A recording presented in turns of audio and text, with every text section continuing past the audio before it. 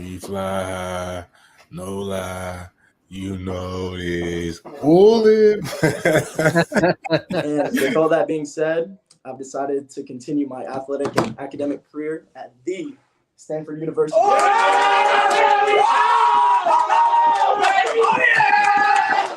Yes, sir. Network, it means everything to me. Back when I didn't have all these offers, maybe like one or two, he was always promoting me, you know what I'm saying? Trying to get me on the radar, this guy, you need to look out for him.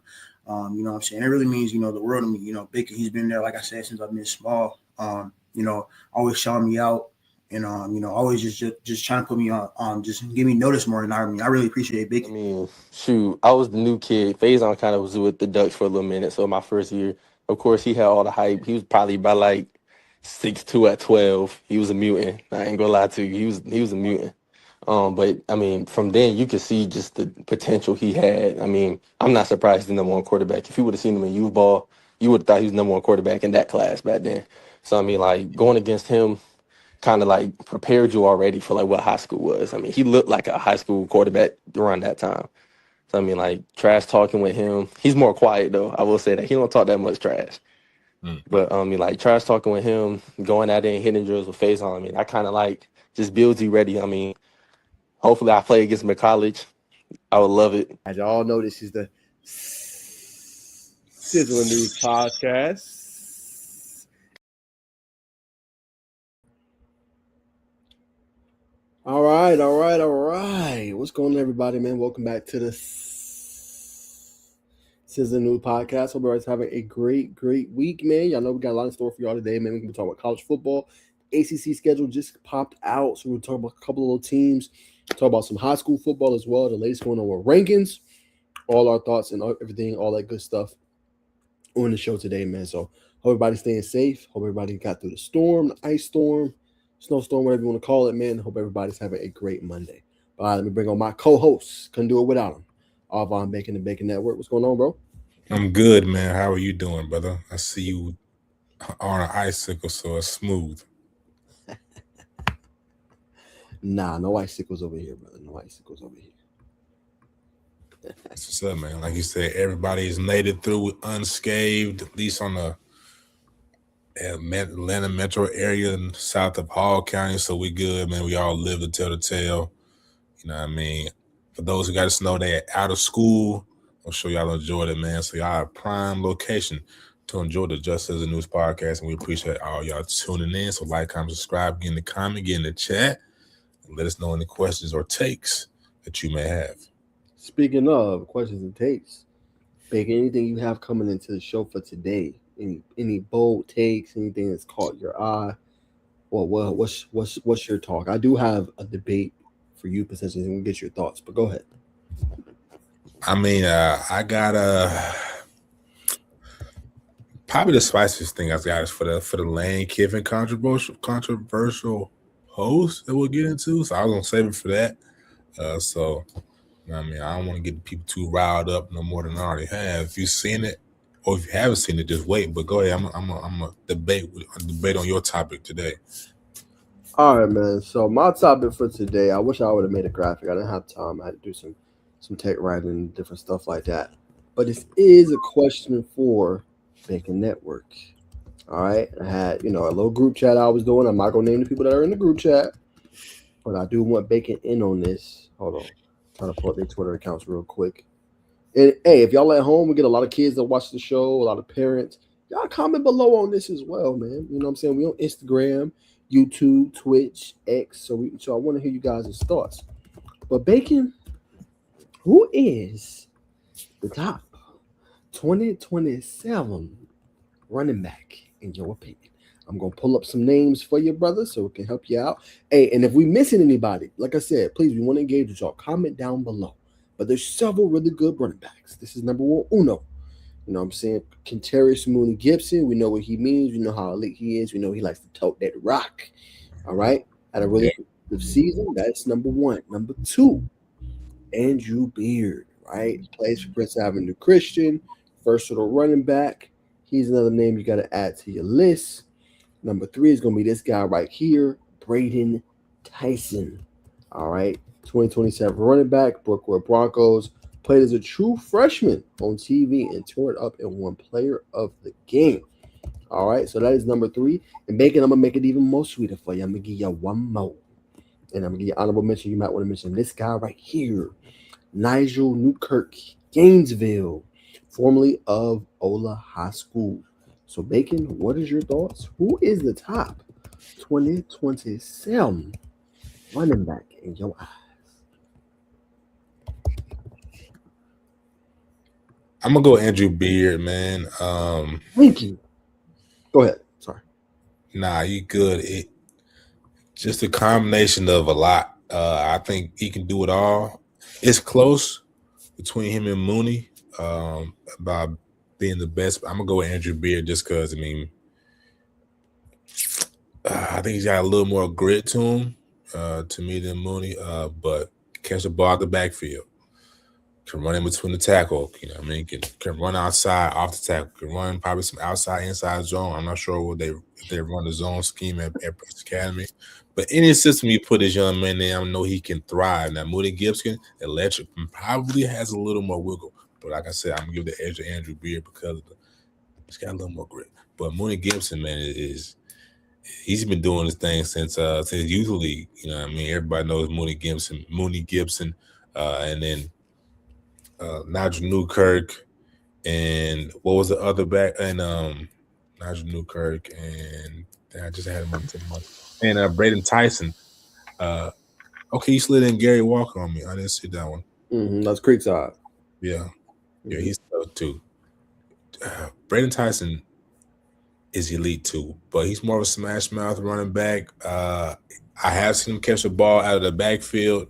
That was something that we kind of talked about him a couple of years ago whenever we were evaluating the 2027 class. He's elite. He's physical. He's got some speed where he can burst and get downfield. But you got to be a versatile running back these days. You know what I'm saying? We talk about being the cream of the crop. And I think Andrew Beard and Mooney Gibson are at the top of that list. But I'm gonna give Andrew Beard a slight edge in this class. Okay. And we was having this debate, like I said, some of the debates I'm in and different just sports talk. So I wanted to throw it to the audience, good little filler question, get you guys' thoughts. We'll probably end up posting this as well. But I'm with you. I would take Andrew Beard as well, right? Like, it's no disrespect to Braden Tyson. Like you said, Bacon, he's more of a smash mouth running back. That is very effective at the next level, right? Reminds me of, a Mark Fletcher, right? And that's not to be disrespectful, but a guy that can win those tough yards. If you need 4 yards, he can get you 5. He got that burst of speed to make the big plays, right? But I feel like, catching the ball in the backfield, like if I'm looking for a whole virtuoso running back, I'm looking different, right? But that's not to say that Braden Tyson can't be effective. He can be effective at the next level. He can be effective and play high in football. I just think with that model, that 6-foot frame, 200 plus, he's going to deal with a lot more blows, in my humble opinion. Again, can still be a very effective running back. This is just coming down to preference. Now, look, Mooney Gibson's a dog. I've always said that. I've always felt that way. I think Mooney Gibson's a top level back. The injury he suffered really sucked. Hate seeing that happen to him. I'm wishing him a speedy recovery. I'm wishing him a full recovery, and he could be the same back that he was before. Because he's very elite, right? And it's almost like punching pennies a little bit when you want to decide who is who. But I will say, when you compare Mooney Gibson and you compare Andrew Beard and also a Braden Tyson, for Gibson and for Tyson, the offenses are predicated towards them, right? And I think that's the big difference, right? They're like, oh, well, he put up this amount of yards in 4A. Beard put up this amount of yards in 1A. He's playing trash football. But when you look at his totality, the offense is centered around Gibson. It has been for a very long time, and that's not to say they haven't thrown the ball to Braden Riles or they haven't thrown the ball to Nathan Guymang or Brock Burris. But when you think hell football, what do you think? You think about Mooney Gibson, number 0, right? When you think about Brookwood offense, what do you think about, Bacon? Number 24. Yep. All day long. When you think of Prince Avenue Christian offense, what do you think of? Being Muser, the receivers they have, you think about a collective, not just Andrew Beard. That's my whole point. And I try to tell people that because they look at his production and say, oh, his production wasn't the same this year. But remember, Ben Muser, he's also a dual threat quarterback. He runs a lot of that RPO game, right? And it's a lot of quick fire, quick strike offense. CJ Dockery, right? Hudson Hill, right? Like, that's their offense. So they're not asking him to carry the ball 30 plus times, 25 times in a game. He might carry it 15 to 20. What I seen for me for Andrew Beard, that was like, okay, yeah, he's the top back of this class. When he played up against West Forsyth, that was 6A at the time. And I got a chance to see Beard just take over completely of the game, almost damn near 300 all-purpose yards. And the reason I put him number one, because he's the most versatile. You can line him up in a slot to run routes. You can line him up in the backfield to run option routes. He can run in between the tackles. He can pitch it to the outside. He can do kick return. He can do punt return. Whatever you need him to do on the field, he will do. That's not a knock to any of the other guys at all. All I'm saying is offense not as predicated around him, and I feel like, to me, he's more of a Jahmyr Gibbs, Alvin Kamara type of a build. Yeah. And again, that's not being disrespectful. Both of those guys are enjoying a lot of success at the NFL level. But he gives me those kind of vibes and can do a plethora of things, which is why I put him number one. He had damn near 500 yards receiving this year. Didn't have as many yards rushing, 1,262, but he was still equally effective. So for me, with all those different things he does, I put him number one. And also, when we talk about running backs, I'm gonna put this over the top for you, Bacon. I don't know if he played a lot this year, but when I seen him, bro was playing safety too. Right? Mooney Gentry ain't playing no safety. Braden Tyson ain't playing no safety. Gary Walker not playing no safety. So all I'm saying is you could do a lot of different things with him. I know he ain't the biggest. He ain't no 6 foot, but he's equally as effective. So for me, Andrew Beard is my number one back in 2027.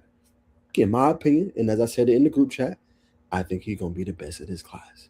And I'm telling you, I think he will dominate at the next level. That's just me. Some feel like he's going to be just a kick return or whatever. This kid will dominate. Most people forget this is Garrison Hurst, nephew. Garrison Hurst now, play for Georgia. Come on now. What are we talking about? This is the top back available. Trust me, he will be effective at the next level in the elite. That's why he's my number one. 18 total touchdowns this past season. If that's not enough, I guess it's not enough. You know what I'm saying? And Prince Avenue Christian don't just play 1A ball. Yes, they play 1A, but they also play a tough non-conference, right? They've played, different teams like the Blessed Trinities and the West Forsyths, the Callaway. Like, they've played tough non-region opponents. Right. That's all I'm saying, bro.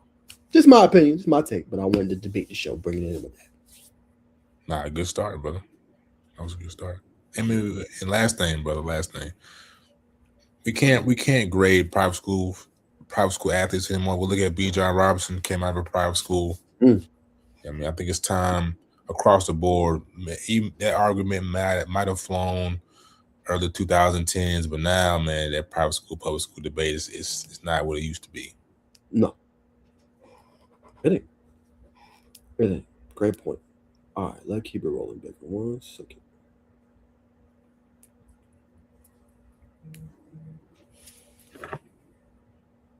All right, let's see.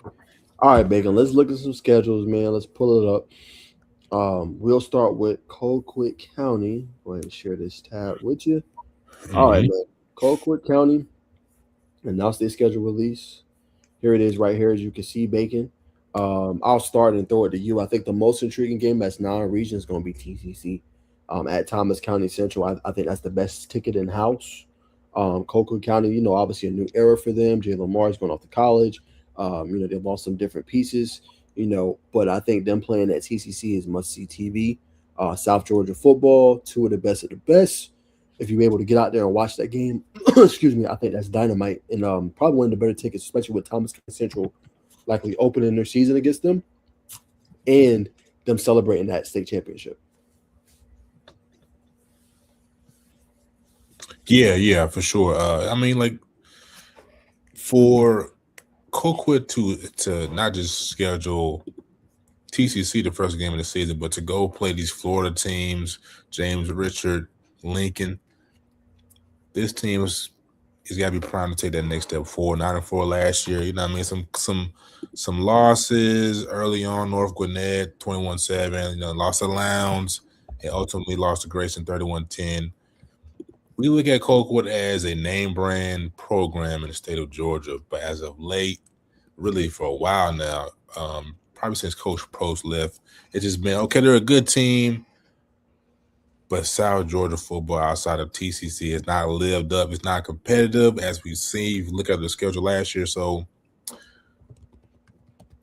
this has got to be to build up some fortitude or try to get some recruits. I mean, because to enlighten me, Najeh, like I said, I don't respect South Georgia football outside of TCC. It's not the athletes. At this point, I think Colquitt has great coaching, but it's still something that they still got to flip that switch to be competitive across the board. I agree and disagree with you. I think South Georgia football doesn't always get the spotlight it deserves. Partly, I think just not having those creme de la creme matchups on TV. Like I think Lowndes and Valdosta every year should be on TV, regardless of whatever's going on, right? Colquitt's been another like standard program down there that plays at a high level, but very underrated, to a degree, right? Now, I think I don't think they underachieved this year. I thought they did what they were supposed to do. They made it. They ended up winning the game up here, coming up all the way up north from South Georgia and winning the game and prolonging, obviously, what they were able to do. I think part of it's attention. I think part of it is you do want to see them go further, but with the talent they have, how many star players have they had? They've had Nakar. Yeah. Now he's at Wake Forest. We know how good he was. Coming out of high school. They've had Landon Thomas, who's at Florida State right now, who's an outstanding tight end prospect for him. So they've had some talent there. I think it's just getting the most out of it.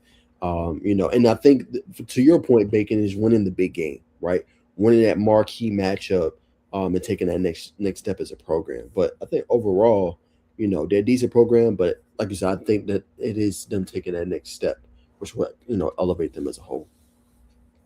Yeah, but just for me, it's just be competitive. Yeah, they handle business against not North Gwinnett, but Mill Creek. They handle business against North Creek. But you played Grayson. I know Grayson, at the time, was the number one team in high school football, but they played with a backup quarterback.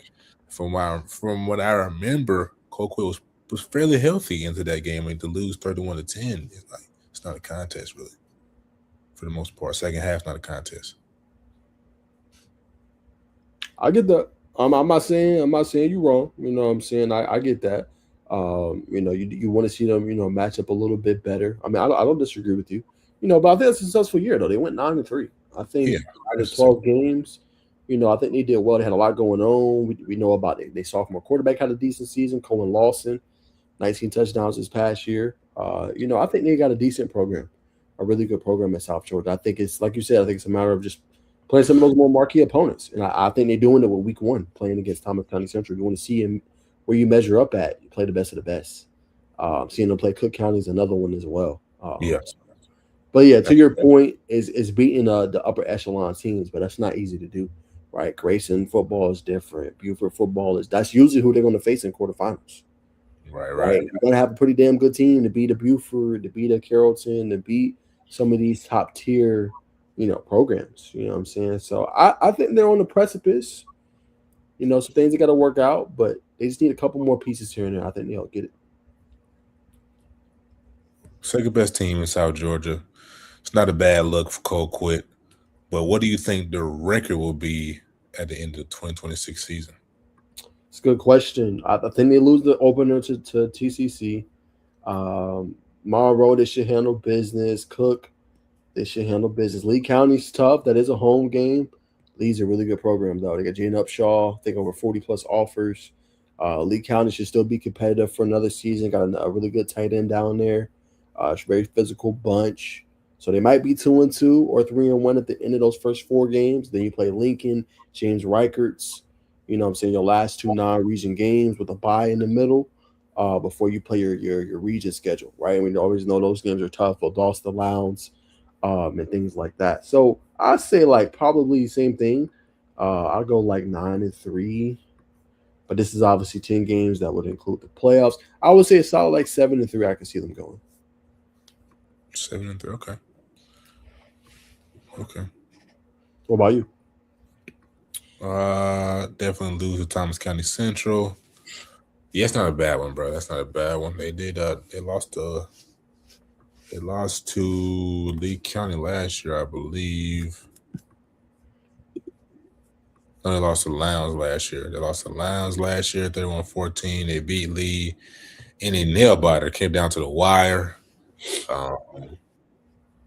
But I mean, yeah, 3 losses is not a bad one. 3-loss season is not a bad season for them. I think the Florida team, one Florida team might clip them. Maybe both.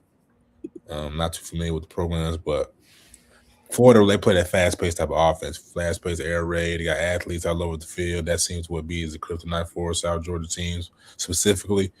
That's just my take. So 7-3, 7-4. I mean 7-3, 6-4, somewhere around in there. But again, they'll make the playoffs. Be the second best team in South Georgia. Sophomore quarterback going into his junior year. The prime for his senior campaign is where they should. You know what I mean? Take that next step, but we'll see. We'll see. Thomas County Central obviously holds the crown in South Georgia. 100%. All right, man. We'll leave it there, man. Speaking of TCC, man, let's pull up their schedule, see what they got going on for this upcoming season. All right, here we go, man. So this is TCC. Several games stand out, Bacon, but I'm going to throw it to your way and see what you think.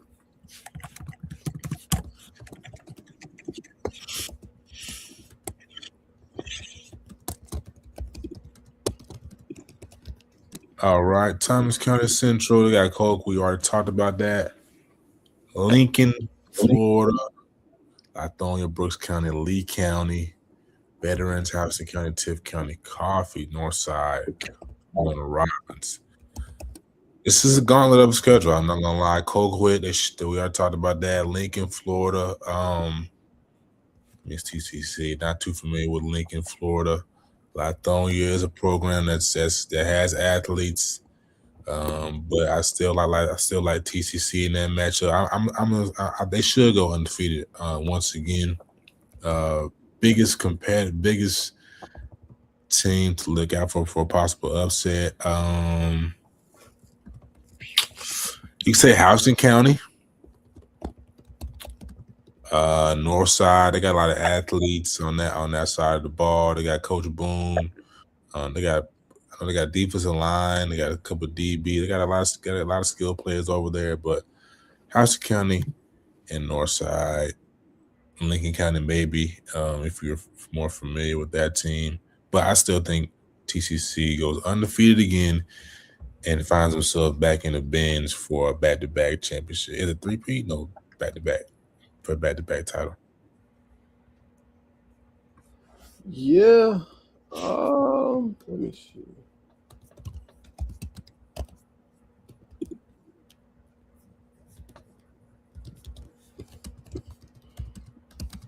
Beat Northside last year, 70-0. Houston County, 31-7. Coffee, 41-17. Not a close game on this schedule last year. Closest game was against Lee County, 35-21. Now, to your point, you said you think they'll win it all. I don't believe so next year. Hold on. Like Milton. Nah, this is their region. I mean, this is the classification, right? So obviously they'll be in that region. We talked about Houston County, Lee County. I think that'll be they played them last year. They was in that same region last year, along with Coffee. Coffee's a very damn good team, year in and year out. So I think that region's gonna be a little bit tougher. You got Creekside. You know what I'm saying? I think they're going to be right back there. They're going to return the majority of their roster. Woodward Academy should be better. We'll see what happens with Hughes. I don't know how good they're going to be next year. The 4, I don't really see it. Alcovy, Chambly, Decatur. Not sure about that one. You got Creekview, Lassiter, Kale, Pope, River Ridge. Rome is in that classification as well. That's going to be a really good region with Kell and Rome in the same one. I kind of like that one. Hiram, East Paulding.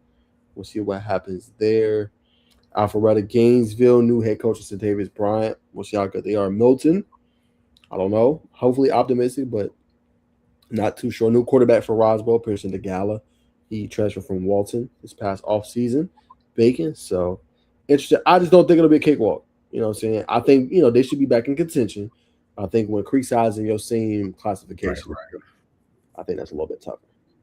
Yeah, good call. That's gonna be a hell of a game.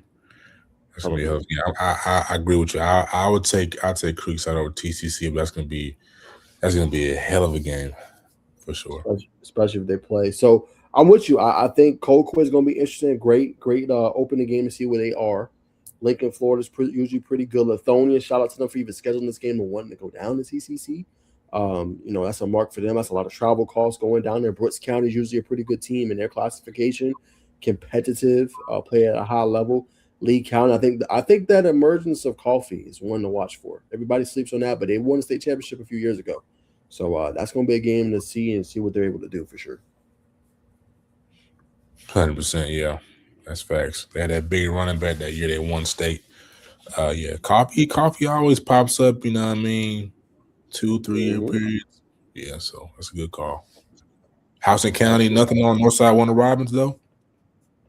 They'll be the same. I'm gonna have to try to go back and visit them during the spring and see what they got going on. But I think Northside Warner Robins, it was a trying year for them a little bit, but a very young roster. They get another year under their belt. I have to go back and see them up close in person. Didn't have a great season this year, but it don't take much long for Coach Boone to turn it around. But again, tough region. Lee, Coffee, Houston, Northside. That's a tough region, bro. It's a tough region. But we gonna see. I don't have too much word.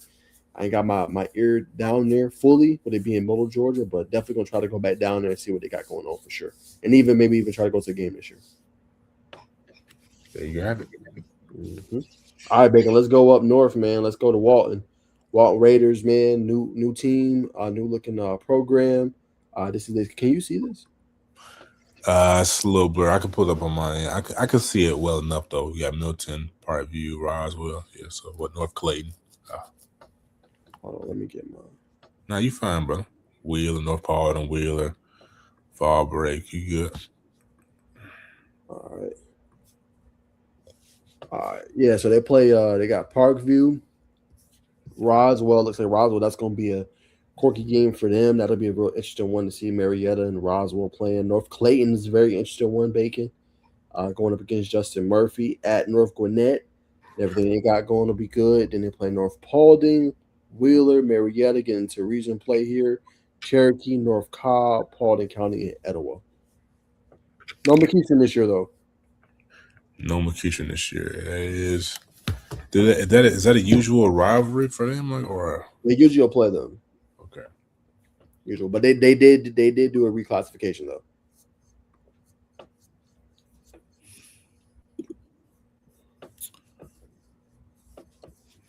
So I mean, fair. It's a solid schedule here. I mean, you Milton out the gate. That's going to be your test game. That's what you're hitting the weight room right now for to prepare for Milton. So, you know what I mean? It's a competitive game. Last year, you went to the third round, beat East Coweta. Next round, I mean, got bounced out. But this is a new year. I like the quarterback, Gilstrap. Not Gilstrap. What's the young man's name, Nash? Number 6. Not Peacock, is it? It is Peacock. You know what I mean? I like him. I like how he plays the game. Beat out the upperclassmen last year, and he held steady with the job. So looking for him to take another step forward this year. Parkview, so I always got some talent, man. It's gonna be interesting to see how Parkview has progressed from last year to this year, and the talent they've retained. Roswell losing their quarterback. It's gonna be an interesting game, but I think Walton can go 2-1 through the first 3 games. North Clayton, interesting game, man. I like to see North Clayton expand out and play teams outside of the AP. I mean, they play teams outside of the AP. They play LaGrange and teams like that last year. But Walton is an interesting game.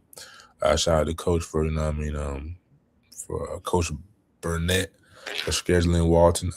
If you've been watching Justin Murphy and seeing his film, off-season film, he's definitely turned. He's been turning the corner, but he's looking fluent more so by the day. So that's going to be an interesting game.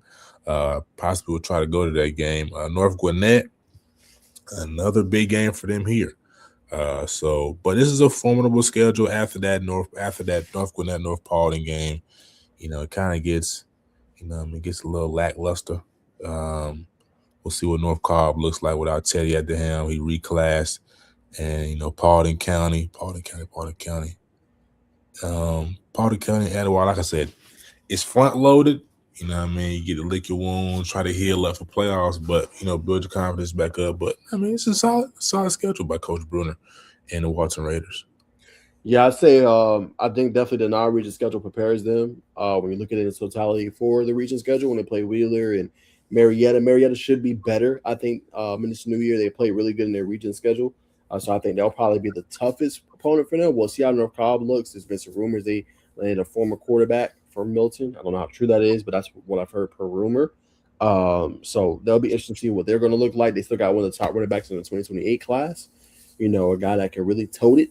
We'll see what they do with the weapons on the outside. But I think when it comes down to it, Bacon, you look at Parkview, that'll be a really good match at the beginning of the season. And then Roswell, you on that big platform, big stage on TV, to see kind of where you at. And then North Clayton, a team that took some steps forward last year under Justin Murphy, got some big wins, beat Stevenson. So that'll be another good test. And then you conclude your non-region schedule with North Gwinnett. That'll be a good one as well. And then North Paulding, I think that might be a region opponent, if I'm not mistaken. But those two always go at it. Those two always give us a good contest when we look at North Paulding and Walton. So I think two really good teams, and I think a great way to schedule for Coach Bruner. And if we're being honest about Walton, that team overachieved last year. With everything they lost from the previous year, everything that went on with the Ward brothers, they left, trying to rebuild and retool a franchise and a team, and you go and beat an undefeated team that whooped you week 1 in McEachern, and you went to their turf and you won. And then you also beat East Coweta, no disrespect to them, really good program, good franchise. You beat them as well, both games on the road. I don't think people talk enough about the job that Coach Daniel Bruner did with that team last year. And those guys grew up, right? Now, obviously, some guys left, but you get Aiden Opore back. He comes back from a torn ACL, right? You're going to get Christian Peacock, who's be your quarterback going forward. You got Jordan Peacock, his little brother. NG Burnett's blowing up on the recruiting scene as a DB for you. You got good linebacker play, solid running backs. Walton should be right back in the fold again. Now, I'm not saying they're going to win the state championship, but one thing you can't do with Coach Bruner, him being the head coach, you can never count him out. Yeah, well, he was coach of the year last year for in the classification. I don't know if he was. That's what I said he should have been. Yeah, for sure. You definitely should have been. He did. You know what I'm saying?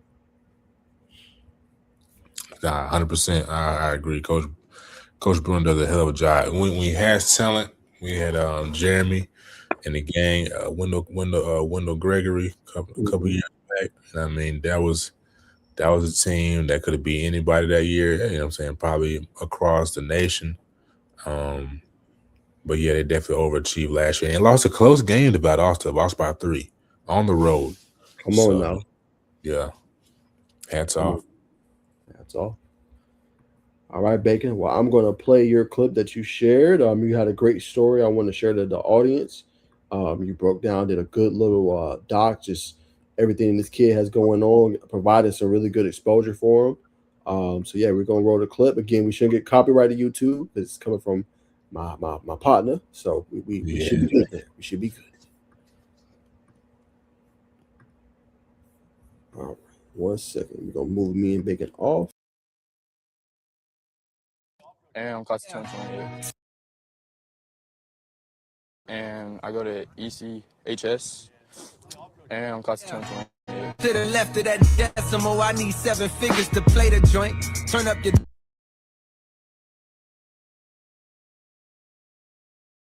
and you'll see how I flip like exclamation points. My shoot first as if they never played the point. More 2 guards, enough straps to fill. My name is Oliver Smith, and I go to ECHS, and I'm class of 2028. To the left of that. All right. Yeah, I was quick. But Bacon, you got the flow. Go ahead. Definitely just got copyrighted. That J. Cole just definitely clipped us. But Oliver Smith, training with Lindell Arnold right there. Sophomore, going into his going to his junior season, made C1 then Red Devils. Is a receiver he's probably gonna get the starting position. It's gonna feel Sam Gritton. It's either Sam myself, I believe it's Sam Gritton, senior last year for East Coweta. Look for him to slide into that role for them. Polished route runner. You know, when you look at the video we just showed there, you can see the jabs are need a little more sense of direction. But talking about his hips, his way he swings his hips, way he gets in and out of breaks, to me is elite right now. Very good hands. It's a very good athlete. He's probably said he's the best receiver on East Coweta. I'm not sold yet. You still got Chance Gilbert out there. Walter Maestro, who's been blown up recently, is picking up offers every other day, it feels like. But Oliver Smith will be elite. You can catch him at the 707 tournament playing with the Red Devils C1N. But Oliver Smith is definitely, without a doubt, a name that you need to know and a player you need to keep out for on the 7B7 circuit, because it might just beam top you during the circuit. There you have it, man. Yes, sir. Great analysis by Bacon. Y'all go check it out on his channel, Bacon Network. He has a full YouTube video on it as well. Let me see if I can pull that. 1 second. You guys can check all of that out. 1 minute. While you may be plugging that, also when you look at East Coweta, it's gonna be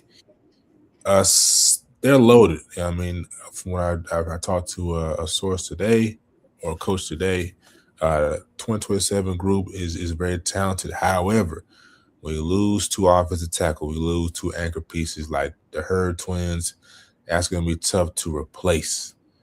And you know, what I mean, we all know in a game of football, it's all about the line of scrimmage and how you protect the quarterback. Jax Bowles is coming back for his senior season. So we'll see how they replace the Hurd twins, but everything else outside of that will be talented. But an inexperienced group, how would they prepare them to play during the offseason? Will we see them play on the 7-7 on the school 7B7 circuit and get into paddock camp, which we have not seen this team do in the past? So that'll be a question mark for Coach Small and the Indians. Yes, it will be. Great announcement by you. Like I said, and 7-7-on-7 tournament is February 28th and March 1st. Y'all boys, make sure you check it out. Be at Chamblee High School. Y'all make sure y'all go fill out that form. They posted it on the social media, man. Probably one of the best 7-on-7s you can find. Obviously, Battle of Miami is very big. They just had that. I know that's a big, obviously, recruiting pitch and tournament and 7-on-7. But that sevens, if you want to be in the city, you want to be in Atlanta, and you a local reporter and you want to get out there, that's the place to be, man. It's media everywhere. They just got sponsored by Max Preps. So, I mean, hey, you want a spot to be? That's the spot to be. Can we get it back on the south side, though? You know what I mean? I'm with you. I did like it there. You know what I'm saying? I did like it at Clark, but maybe there was overhead costs. You know what I'm saying? Maybe they was trying to, but I'm with you, though. I did like it on the south side. I went too far of a drive in Clark, Atlanta. Morehouse. Yeah, bring it back to the house, man. But nonetheless, you know what I'm saying, we'll support the brand, we'll support the movement of Chamblee, you know, in the Tucker area. But you know, it's like it on the south side, man. We always going to the north side. We ain't gonna do something for the south side. But shout out to the guys at the Sevens, man. They do a great job, man. Shout out to them for the big collaboration, like you just said, Naj, with Max Preps. 1000%, man. Shout out to them. All right, man. Let's keep it rolling, man. Let's talk way too early top 10. This is from via QB Mark. It's probably one of the hottest sports analysts. Just added Bibb County to his covering roster, man. One of the probably best ones you're going to find on the high school scene. Very tapped and very plugged in. But this is top 10. We had him on the show. One of our big co-hosts, Bacon. But what do you think? 1, he had Buford. 2, Creekside. 3, Grayson. 4, North Gwinnett. 5, Douglas County. 6, Sandy Creek. 7, Langston Hughes. 8, Roswell. 9, Milton. And 10, McEachern. His full list. Oh, no. Those are the areas he covered. But, yeah, that was his full top 10. What are your thoughts? Yeah, I looked at this whenever you sent out the top. I was like, yeah, man. I knew Marcus. I might have already seen this, but I can't remember if I seen it the first time he put it out or when I was looking at the topics. But this is perfect. I don't have really too much to say about this. You can maybe say switch some team here or there, but that's all speculation, your perception, your opinion. But this is a good list. Buford at number 1. You know what I mean? National champions. They got the trophy. kudos. You know what I mean? Creekside number 2, definitely. Grayson number 3. You know what I mean? I like that, man. North Gwinnett 4. North Gwinnett must be returning a lot of their roster from last year. They had a very good team last year. That's why he's got them high. DC 5. Can't complain there. And most people wouldn't have Sandy Creek that high, but I think this is the perfect list, bro. What you think? Yeah, I would say no. It's a good list, but I would say I would make some changes to it. You know, I like Valdosta. The Valdosta's not in here. Got to get South Georgia's love. No TCC. Oh, I'm sorry. Yeah. He didn't cover that area. That's what it is. I get it, but you know, wait too. TCC should be in there. You know, gotta get Valdosta. I know you don't cover South Georgia, man, but if you're gonna make a top 10, you know, Bacon. Yeah, to me, you gotta put them in. No Carroll County. No Carrollton. Ooh, no Carrollton. Come on, man. No Carrollton. Come on, man. They just went to the state title game, right? They was playing for a natty too. You know what I'm saying? So, you know, that's the team I would put on. I think Hughes is a little too high. No disrespect. They're losing a lot. I know what they got coming back. I know they got that young thoroughbred stud 2028 wide receiver DB. I know he is him. You know what I'm saying? But, losing a lot, man. Is Mook ready? Mook's elite. Is he ready? This is your team now. This is your franchise. Your program. Is you ready? Yeah. I don't know, man. You know what I'm saying? They're going to have to – a lot of young bucks. Roswell, to me, is a little too high. Roswell just lost. They just lost that outstanding quarterback now. And he made up for a lot of deficiencies on that roster. I know they brought in Pearson DeGala, and Roswell at 8 is a little high for me. Milton, okay, you can put Milton top 10. I'm cool with that. I understand. I'm cool from a talent perspective. McKeecher makes sense. Ja'Cory Shockley, you know what I'm saying? You look at I can't think of his name right now. Casey Barner, like, I get why you would put McKeecher on this list. That's cool. But I just feel like Carrollton, Valdosta, like, you got to show him some love, man. Got to show him some love, man. So those are the teams I think on this list that should be on there. But I would say decent list. If you're going to put Sandy Creek, put them above Douglas County. They just won. You know what I'm saying? What are we doing? You know what I'm saying? Say what you want. I know what you're going to say. Say what you want, though. But Sandy Creek wins, bro. No disrespect to Doug. I'm not even trying to throw no disrespect. I get it. Every year they're overloaded with talent. Sandy Creek at least wins. They've won 2 titles now. In the past, 5-6 years? Come on now. We got to get Sandy Creek some love, yo. You know what I'm saying? Respectfully, get them boys some love, man. They should be ranked above them. I know they're not returning the same roster. I get it, Bacon. I understand. But, they deserve some love too, man. I think, he doesn't, to his point about Carrollton, he doesn't cover Carroll County. And I was like, he covered Douglas County, so Carrollton should be in there, but doesn't cover Carroll County. But I think the reason why Mark put DC over Sandy Creek is due to depth, mainly on the line of scrimmage. And, it could go either way. But I think the depth, mainly at the line of scrimmage, is why I put DC over Sandy Creek. Yeah, I'm not doing that. No. I put it in total tally. I respect it. I ain't saying DC in the top 10 team. Sandy Creek has done it at a higher level for a long time now. You know what I'm saying? So, and they've won with 2 different head coaches now. Yeah. You know, I know they ain't returning the same roster, but yeah, I feel like you got to give DC some love. First 3, I ain't really got too many complaints. I don't. Buford, Creekside, I think he nailed that top 3. I ain't really going to say too much on that. I think he cooked with that. You know what I'm saying? North Gwinnett, I mean, they're a good program. For the talent that they have, I get it. Another team, Carver Columbus. But I know he might not cover Muskogee. So I understand. Might not cover Muskogee. That's another team. They've consistently won with whoever has been at the helm. You got to get Carver Columbus on now. Yes. You know what I'm saying? To me. But decent list. I'm going to give them a B. I know I've been critiquing it. I'm going to give them a B. Mm-hmm. Could be better. We'll leave it at that, brother. Could be better. All right, baby. I'm gonna give you the reins on this one, man. We've had a lot of transfer portal. Marcus broke some other news the other day too, man. But this one's obviously pretty massive, man. This is Keon Stanford. We've covered him a lot, Bacon. We know about him. He was committed to Georgia Tech, reopened his recruitment. But he is going to the Newton Rams. So, Bacon, I'll throw the floor to you. What is your reaction? I think Keon is jumping up the classifications for better competition on a consistent basis. He's already got every offer in under the sun. That's what it has to be. Now, what I'm hearing per sources is that Stevenson's old quarterback is going to Newton. So it's like, it's not the best throwing. It's not the best quarterback situation for Keon Stanford, but he's an electric receiver. So saying that, he must know something that we don't. It must be somebody else that's going to be trailing. Because I critiqued Stevenson last year and many others. Is that they're a one-dimensional team outside of Anthony Booker, Jaden Johnson.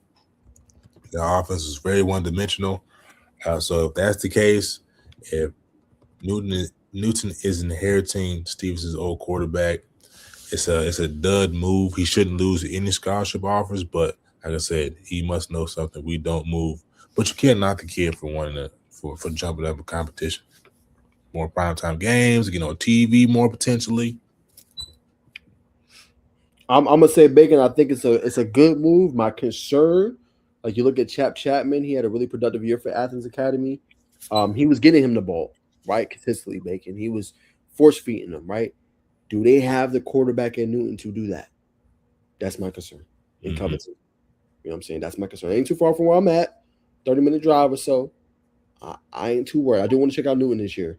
They got the tailback to do it. So he going to get one-on-one opportunities because they're going to load that damn box with Kevin Hartsfield. But can you get him the ball? Can you do it? That's the biggest question. And then for Newton, you just said about Colquitt, can Newton ever win a big game? Ever. Right. Ever. Right. That's the biggest question with Newton. Can you win a big game? And I'm not talking about be Archer and you beat this program, this team. Bacon, you know what the hell I'm talking about. I'm talking about pulling off for what we just seen with Walton, right? Walton's winning big games, right? They going and upsetting number one seeds.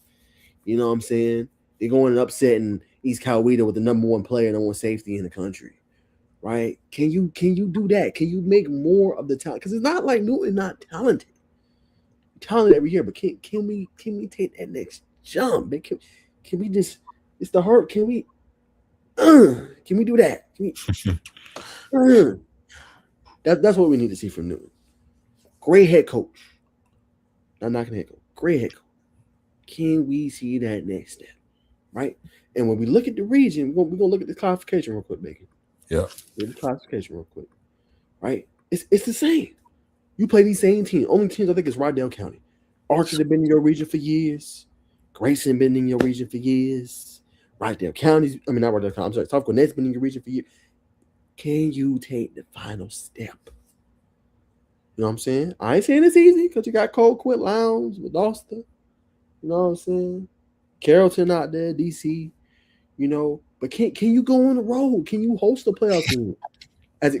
To me, Bacon, you should be the 2 seed this year at a minimum. If you can't get over the hump of Gracie, you should at minimum be a 2 seed this year. Yes. As a bare minimum. Why you can't win a 2 seed this year? And then when you look at this classification, it's the highest, but what teams really scare you looking at next year, right? Collins Hill's going to have a great defense as they always do. We know this. Buford, national champion, you're going to have to, consider them, right? Berkmar, we'll see. Brookwood, can Tyson be healthy? Can they surround him with the talent around him? Yep. You know what I'm saying? Duluth, question mark. Norcross, we'll see what happens at quarterback for them. You know what I'm saying? North Gwinnett's going to be obviously stable at every. Can Parkview take another step with Adam Clark as they coach, right? But these are all winnable. You should be able to go on the road and win some of these games in the playoffs if you need be, right? You should be able to get past the second round. Why can't you get to quarterfinals or a semis? That's my question with you. Yeah, quarterfinal or bust for sure. That's my question. But like I said, man, I like the move Keon Stanford, jumping up in competition. But they got to give somebody to throw the football. If that doesn't happen, I'm gonna say I hope the brother can transfer somewhere else because you know what I mean he's too talented he's too much of a talent to go somewhere where he's gonna be in a situation where he can't get the ball. Right. This is it though. This is last year. Yeah, I know, but you know, hypotheticals, man. I'm all about good football, man. We don't want to see nothing. You know what I mean? We don't want to see no stand there run the ball 50 times a game. Just not good for the viewership.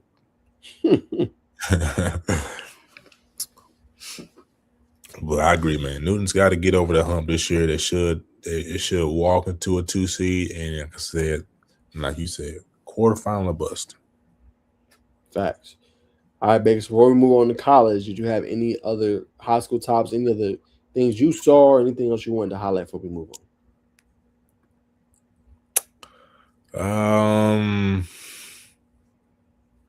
Nah, I don't think I can really. I got some information this week, but I don't think it's suitable for the show. It's more like it's too deep, so I'm gonna keep it to myself right now until further notice. All right, respect it. All right, let's excuse me. Let's keep it rolling, man. Let's keep it rolling. All right, man. We're gonna go ahead and hit college. We'll hit Jordan Seaton first, man. But obviously, big pickup for them. Jordan Seaton officially commits to LSU Tigers. They get the number 1 offensive tackle. Baker, remember when he was a true freshman? We was talking about this on the show. But he now is officially an LSU Tiger. What are your thoughts on that? What's that? Arthur Smith hired Flowhouse? I mean, we saw the writing on the wall, man. We know when he won that $2.5 million, we seen LSU in and after Texas, who it's either gonna go one or two places, and Texas already been shelling out a lot of money. LSU just seemed like the more viable option. Lane Kiffin. It's gotta have that. That big move. I'm here. This is how I'm running my camp. I'm a little more frivolous with my NIL money to a degree. So not a surprise, man. But it's a great move for Seaton and a great pickup for the Tigers. Yeah, I think so, man. We'll talk about it here real quick, Bacon. But no, good pickup. You're going to need a staple left tackle for your quarterback, Tim Leavitt. So I think a good pickup. Obviously, you shelled out a lot of money, to land at Jordan Seaton. But I think a very stellar move for them. But this move also comes with pressure for Lane Kiffin. They've dealt out a lot of money, right? When you look at their transfer portal class, Bacon, you're going to be like, wowzers, 40 guys, Bacon. 40 incoming transfers. They look like Colorado. Colorado had 42. So Thanks. It ain't like they didn't cook. Right? You're getting Prince Will, his brother's in the NFL, 98, Bacon, 90-8 coming out of the portal. That's high. It's high as hell. And you got TJ Dowdery to be your linebacker. Right? Get both of them from Ole Miss. Both of those guys are good. We just talked about Jordan Seaton coming out of the portal, 5-star high end. 98 overall. Fahim Deline, remember him, Bacon? He was a top 5-star prospect, defensive back that committed to Ohio State. He, a true freshman. He'll be obviously trying to get that safety spot for you. So that's another standout for them. Husan Longstreet, that one's interesting. Can Lane keep him after 1 year? Because obviously this will probably be the last year of Sam Leavitt, right? He just finished his redshirt sophomore campaign.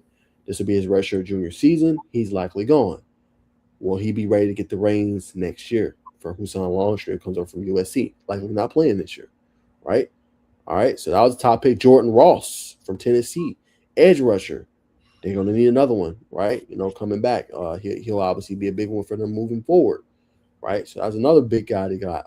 We talked about Sam Leavitt, right? Or Sam Leavitt, however you want to say it. Top quarterback. I think is one of the best ones that was out there in the portal. Say what y'all want. Someone's like, oh, well, what has he done? He's done a damn lot. Dude's elite. He's him. You're going to see what I'm talking about. Beat Texas Tech, one of the only ones besides Oregon to beat them this year when he was healthy in Arizona State. I'm just saying. Kid's a dog. Stud. Right? Stephylon Green, formerly of Rome. Was at Clemson for a few years. He's going to play your defensive tackle. Another outstanding pickup, Bacon. This one's a very underrated Ty Benefield. Boise State. Another top safety. Man, your back end. Another league get. This one, Bacon. Eugene Wilson III. True freshman. Florida. We talked about that receiving corps last year. He'll get a chance to vie for a spot. They also got Jace Brown. You know what I'm saying? He'll be a top guy. Trey Brown III from Old Dominion. You know what I'm saying? He's another outstanding guy as well. Jace Brown, who I just talked about from Kansas State. You know, that's another top pickup for you as well. A lot of good pickups though, Bacon. So I mean, what do you think? They lost 37 guys, brought in 40 piece. So what do you think?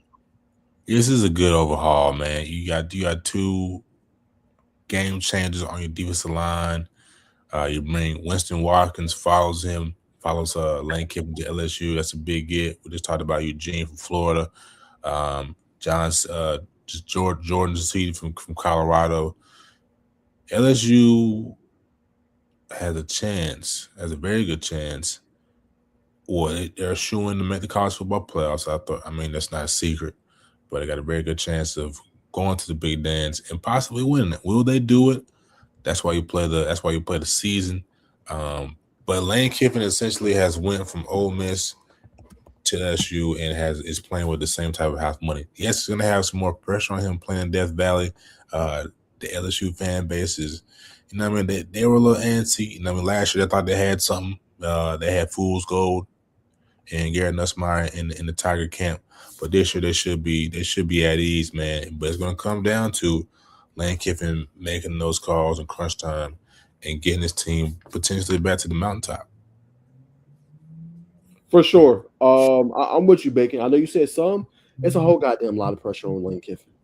It is. Yeah, when you deal out that kind of money, and then they even paid him money with Ole Miss, them going as far as they did in the postseason. At least made a cool meal off that. Nice. At least. So it's like, yeah, they investing a lot, and they want to win. Like, don't let them start at 2-2 or 2-3. That hot seat gonna be hot. Hot.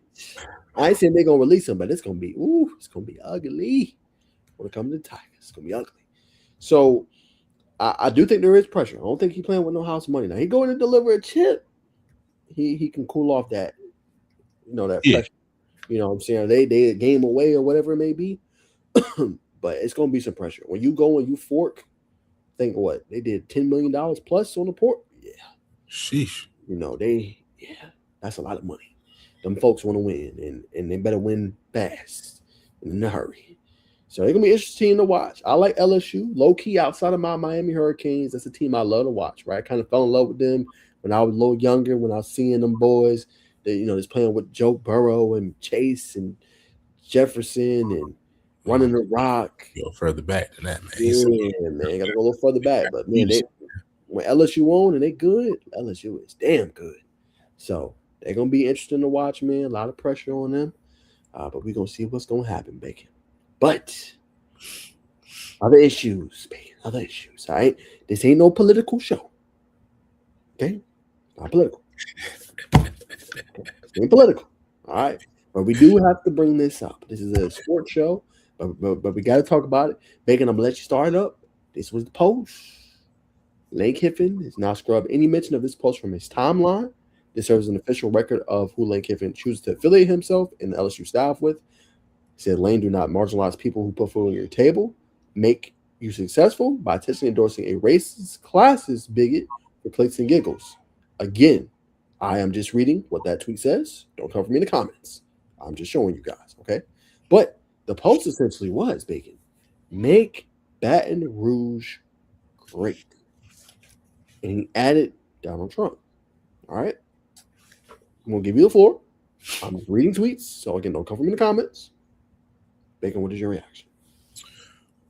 I mean, it's a playful thing. It made Baton Rouge great again. He's trying to make a culture altering statement here that Lane Kiffin is here. They had a bad year last year, and he's gonna improve LSU for sure. But to have Donald Trump and the slogan of "Make America Great Again" and remix into "Make Baton Rouge Great Again" is very tasteless. But obviously, I'm sure Lane Kiffin rolls around. He over there with the elephants. He probably votes Republican. You look at Lane Kiffin. He probably do it. Just keep it in the buck. But with the sense with everything that's going on in the world of politics, foreign policy, you just got to be, you gotta be more sensitive. That's just the world we're living in, unfortunately. But I mean, it's honestly not too serious, but it's tasteless to me. I mean, but it's just the state of America, man. If I feel like no one is shocked.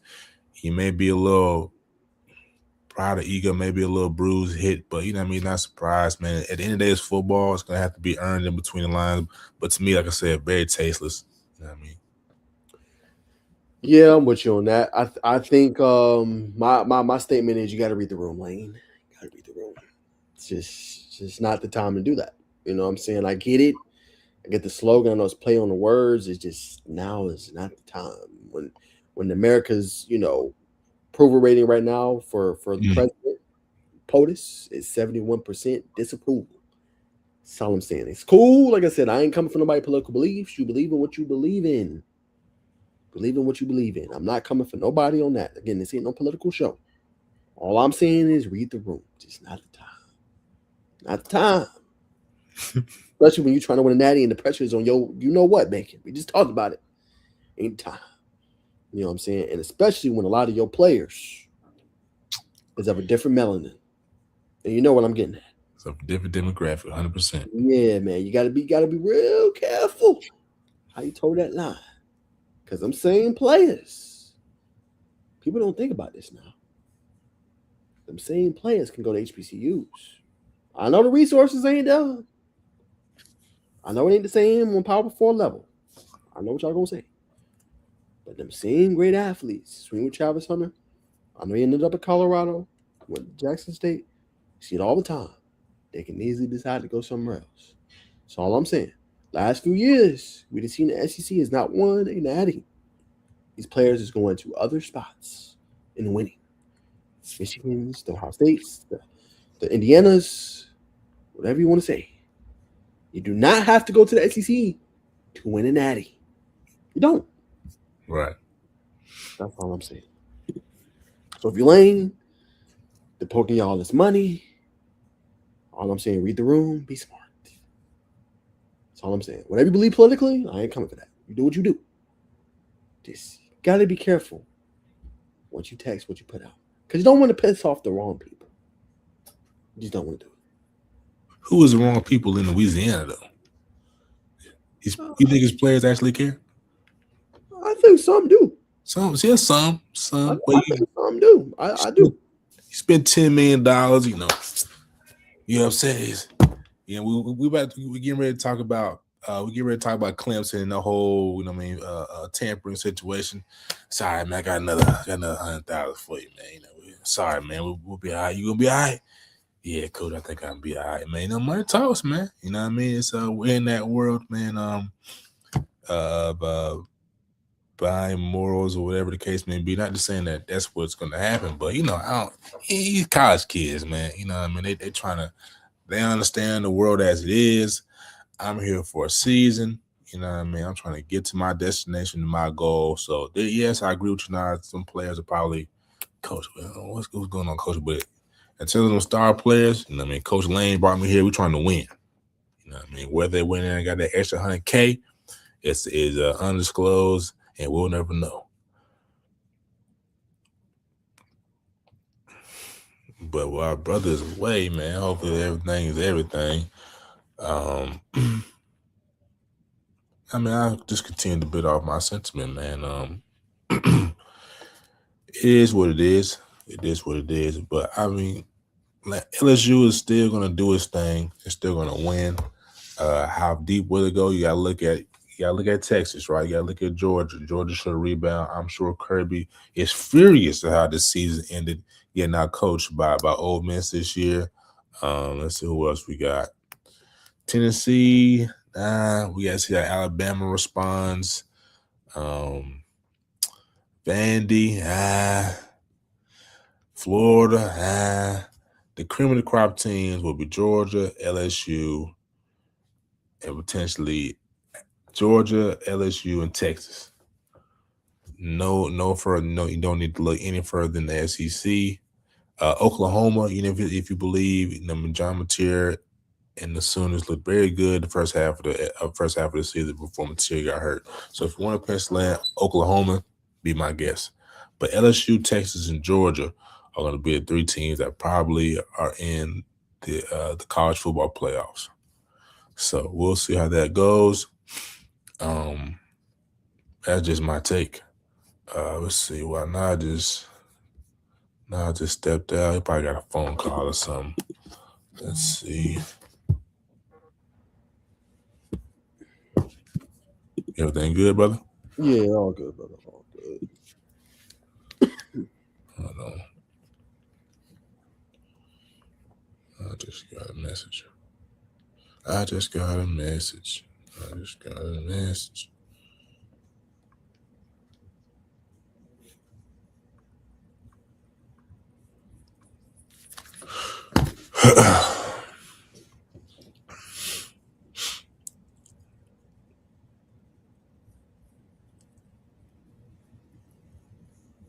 Yes, sir. The Ole Miss Clemson debacle, man. I think Dabo did his big one with this one, man. I commend him for being vocal.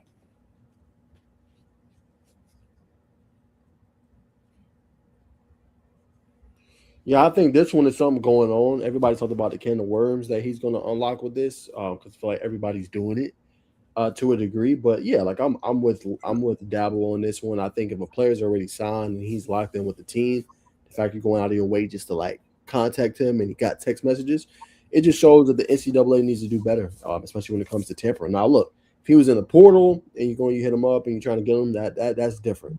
But he's active on the team. He's locked in where he's at. Yo, what's your buyout? How can I cope you out? We'll pay you this to get you out of that. You know what I'm saying? Like that would be like a team like, let's say the New York Giants. They just hired John Harbaugh. Josh Allen's the quarterback for the Buffalo Bills. That's like them saying, yo, Josh, how much is left on your contract? All right, bro, we're gonna pay you that $50 million. We want you to come be a quarterback for our team. Think about how crazy that would be if that happened in the NFL. Right? So to that point, I think it's the same thing. You know what I'm saying? Like you got to have some reprimands. You got to have some things that these guys have to uphold themselves to. And the fact that they can just freely go and text your player and convince them, I don't think that's right. You know what I'm saying? I think that's low. And NCAA does need to do something about it. We've been saying it for the longest. Our basketball takes, same thing. NCAA has to be better in this spot when it comes to that. And I think just holding it accountable. You should be penalized. Like, okay, hey, you're going to have to forfeit a game. You're going to have to do something to get this to stop. And once somebody's already locked in, now Miami Hurricanes is false to this too. Like I said, I don't play sides. I'm not biased. Like we did some stuff we shouldn't be doing either. But you need to have something in place for that. You know what I'm saying? Where they cannot hit up. And once you legally sign, you got to uphold that contract. Unless they're going to move in a different direction or you decide I don't want to be here no more and hit the portal, cool. But you shouldn't be getting convinced if you're already locked in with a contract by a team, we're going to pay you $10 million more and you're going to come play for us. Shouldn't be going like that. Nah, facts. I agree with you, man. I said I commend Dabo for speaking up in a piece. He said this for that to be going on from the Ole Miss camp is obviously, and there not to be any remorse about it. Obviously, the NCAA it's not ruling with an iron fist. It rules with an iron fist when it wants to, or really when it has to. This is going on, and I hope Dabo gets his restitution. I hope Dabo, spills the beans. And unfortunately, it's got to come.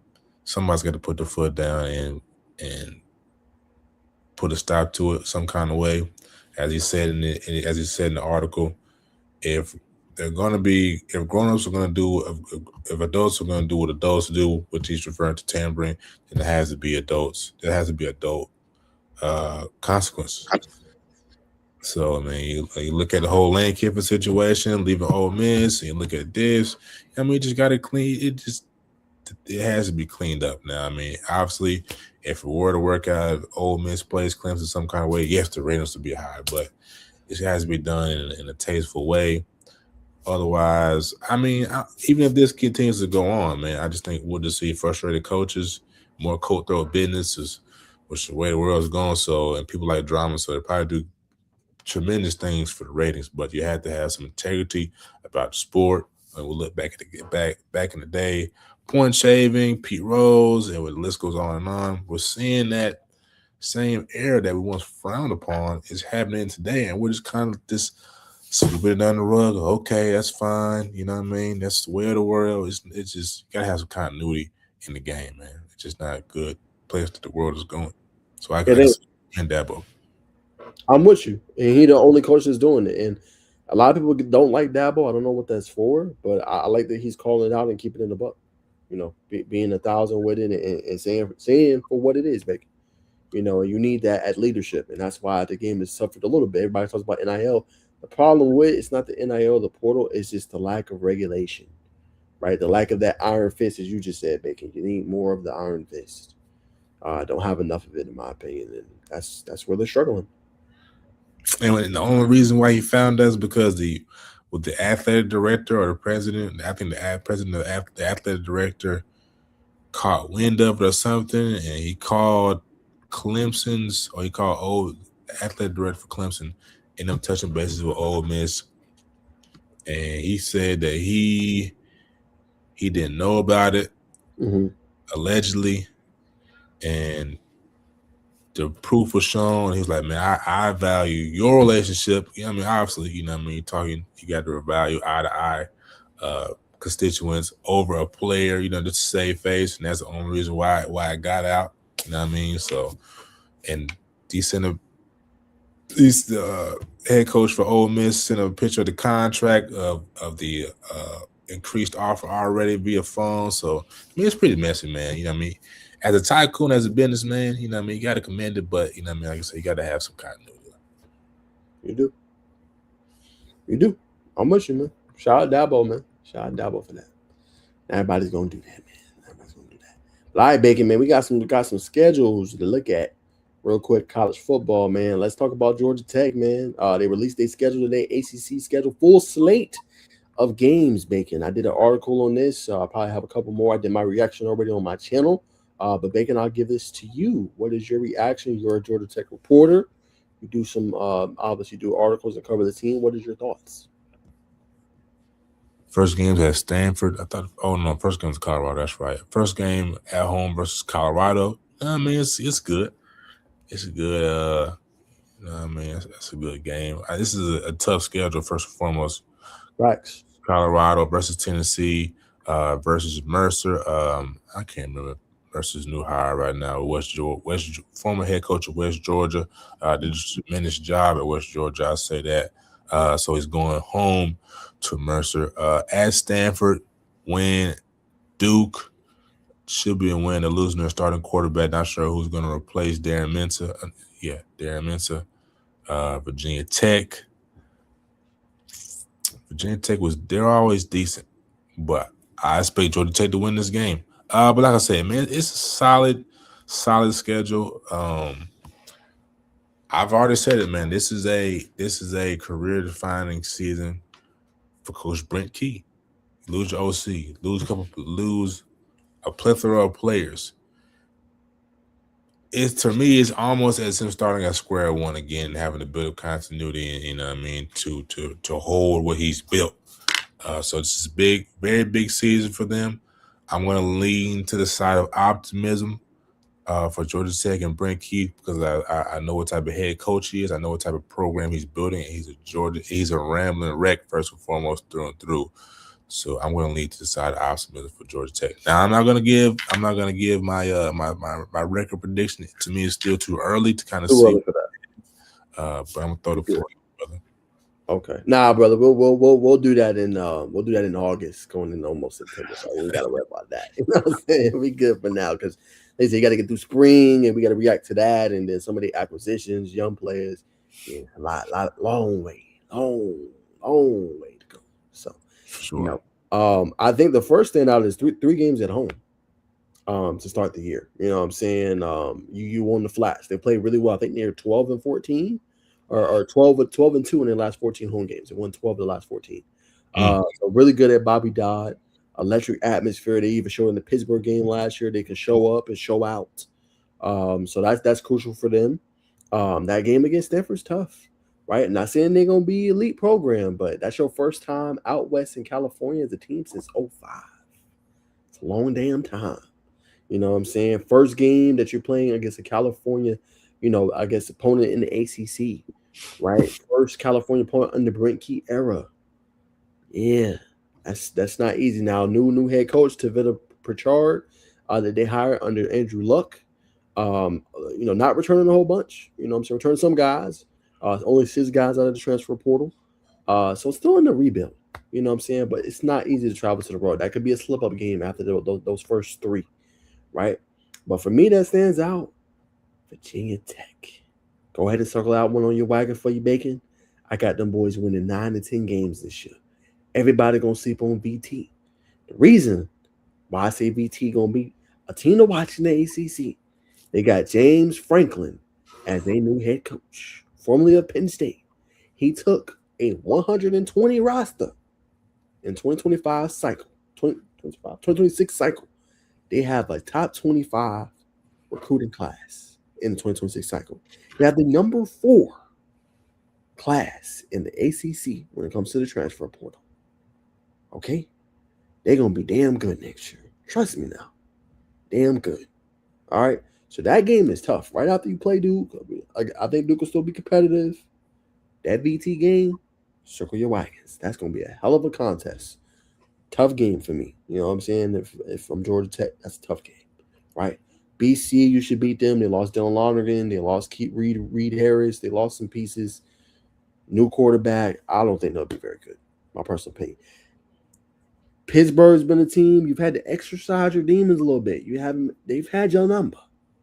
They got to go to Pennsylvania and travel to them to go beat them. New roster. No Rasheem Biles anymore. Top linebacker at Texas now. Kyle Lewis is in the NFL. Desmond Reed is gone. Mason Heisler's your quarterback. True freshman last year will be a sophomore this year. How do you replace all that? It's a lot to replace, baby. But again, that's a team you struggle with. Louisville. It starts there. Them last 3, low it. Louisville, Clemson. Say what the hell you want. Louisville was always a really good team in the ACC. Went 4-4 this past year. No Miller Moss. We'll have a new quarterback at the helm. They're still going to have a really good roster. And it showed you when the chips against them, they play at a high level.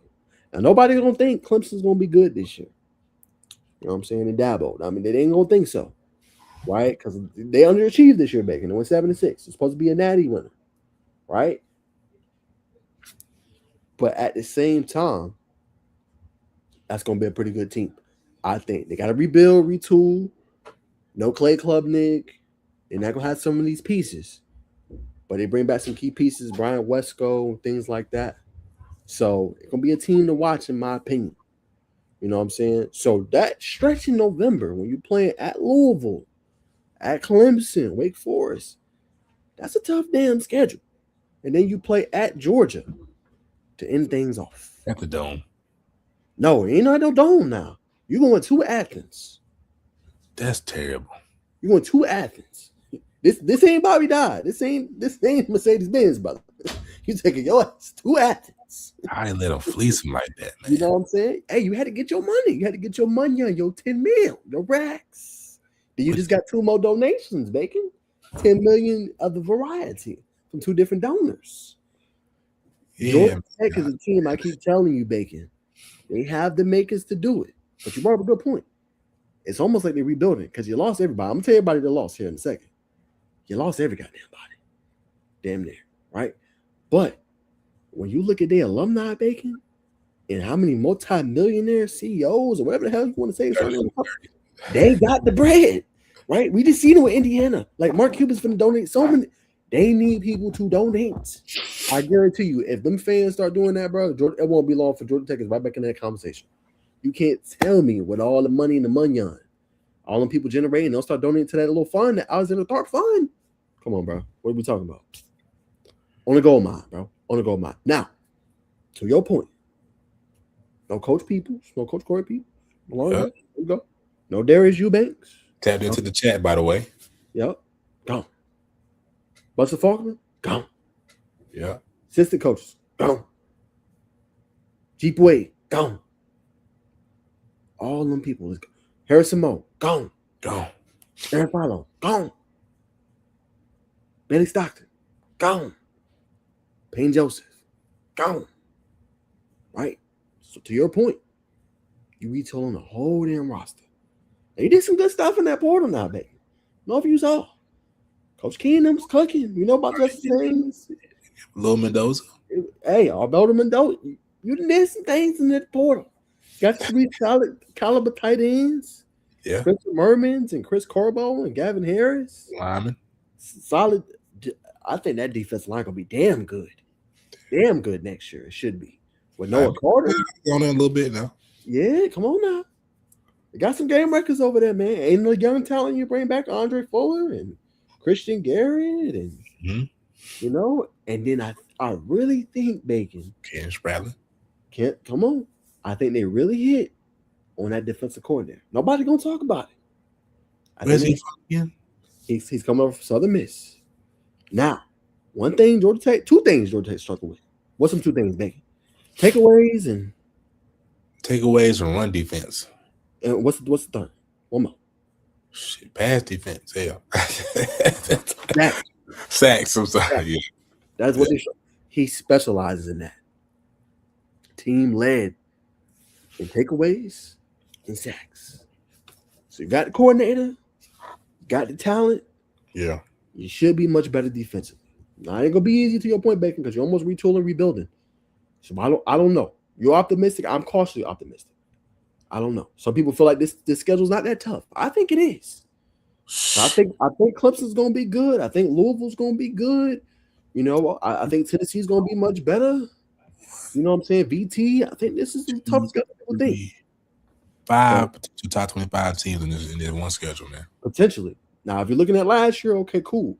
But if we look at last year, like Duke winning record, Clemson winning record, Louisville winning record, Georgia winning record, Wake Forest winning record, Tennessee winning record, the 6 teams winning records. So, but I digress. Let me give you the full of what's going on. Nah, I agree, man. That was really my question, man. What's your thoughts on Lil Mendoza, man? You think he's the next Seaton caller for the Ramblin' Wreck? I think he very well could be. I think they should have a quarterback competition, though. I do. I think you should have a quarterback competition.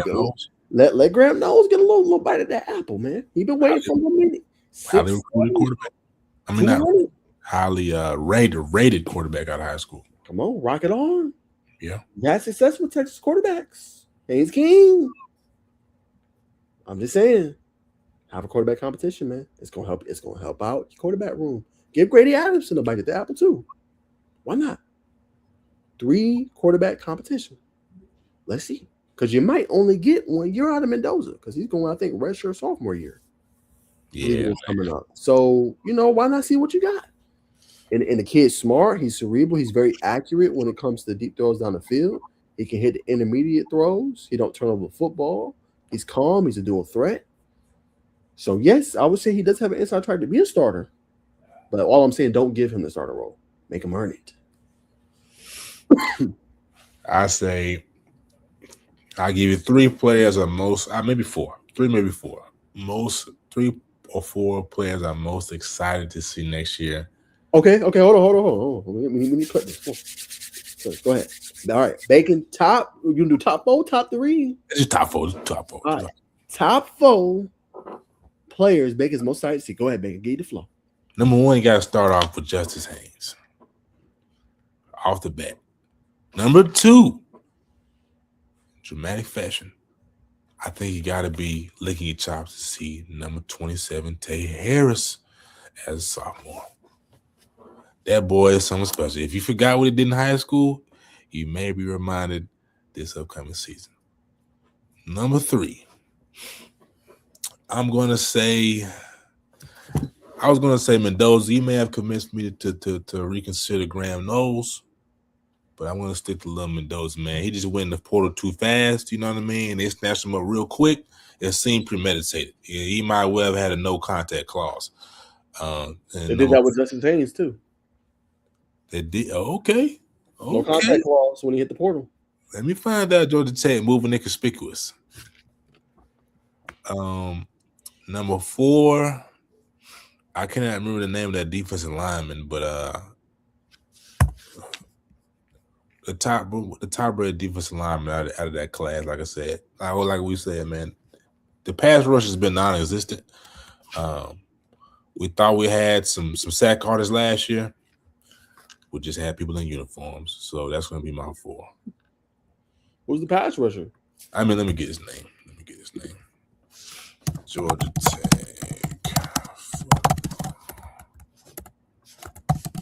Transfer portal.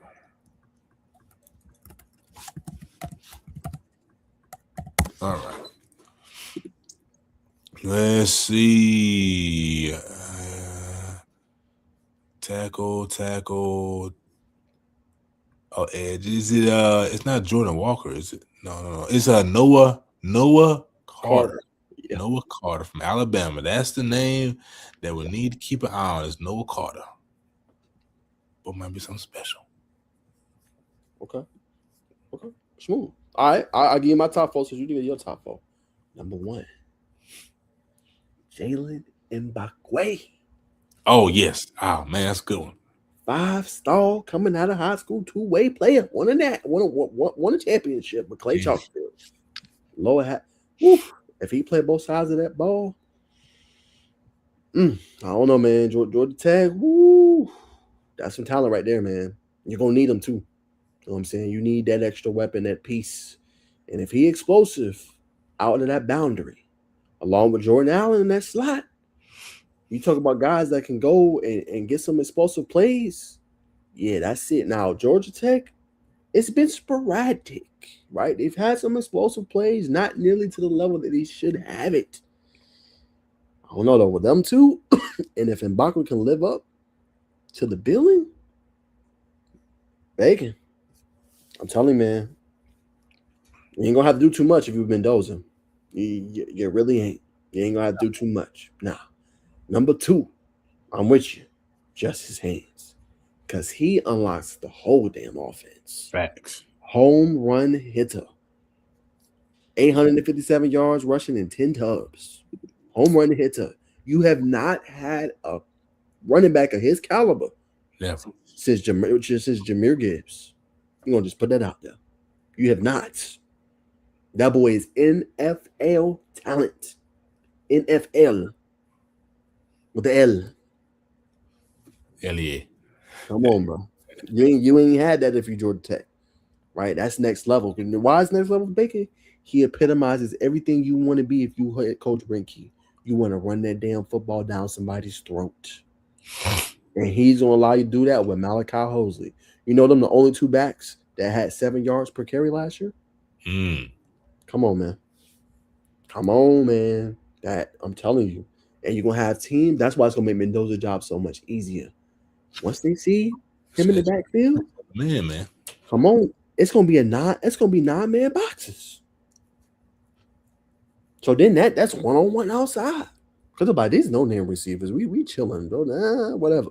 And then you can start hitting them deep plays down the field. You know what I'm saying?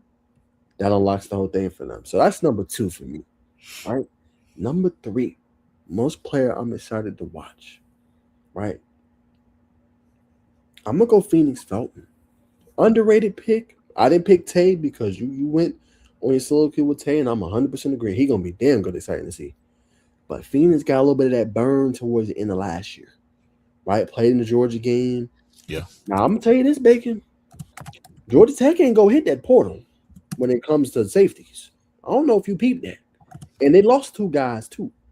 Now, there was depth pieces and reserve and DJ Moore and Christian Pritchett, but they ain't go hit that portal.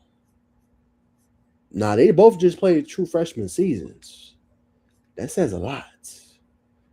I think Felton probably going to be a starter next year. Along with the Tay. That's going to be real interesting because if they anything of what they flashed as true freshmen, that might be one of the better safety duos in the ACC. We going to see. Very important. 6'1". Yeah. Hard hitter. Different. Last but not least, I'm with you. Noah Carter. They desperately need a pass rusher. Now, Braden Manley came on towards the end, got a couple sacks the last couple of games. They need consistency. And if he can be half of what he's glimpsed or showed, they finally got a game record, and they need it bad. You know what I'm saying? Too many times they couldn't get to the quarterback. They need somebody to be able to help with that. I think Noah Carter can be that for them. So that's my top, though. Well said. If they get to the quarterback last year consistently, they're in the CFB playoffs. And it might be Georgia. It might be Georgia. Great point. All right, man. Last little topic. Let me see. I just had it. Let me pull it back up. All right, man. Coach Prime in the headlines again. But this headline bacon, I'm for it. Everybody's like, well, at this point, they might as well just make the college players employees. But I want to get to tape. I want to get to tape, man. I'm gonna read the tweet. It says college football and Deion Sanders plan, or Colorado football, excuse me, and Deion Sanders plan to issue fines to players for misconduct. Some fines include late to practice, $500. No show, $2,500. Late to meeting or film, $400. Easy. No show meeting/film session, 2 bands. Late to conditioning, $1,000. No show conditioning, $1,500. Late to treatment, $1,000. No show treatment, $1,500. Violation of team rules, $1,000, $2,500. Public or social media misconduct, $2,000 to $5,000. What's your thoughts? I like it. I like what Coach Prime is doing. It's going to be a lot of money stacked up. I already know because it's just kids. I'm not saying they have a bad program, but you got young man, freshman coming in with his bag. You know what I mean? I know some going to come in. Man, Coach, I wipe my behind with $400. Now, I like what Coach Prime was doing. Not only is it instilling discipline in the kids, but it's getting them ready for the league, man. It's getting them ready for real life, and that's what you have to hang your hat on. But on football side, as an analyst side, we've had Dukes and Scoop on the show.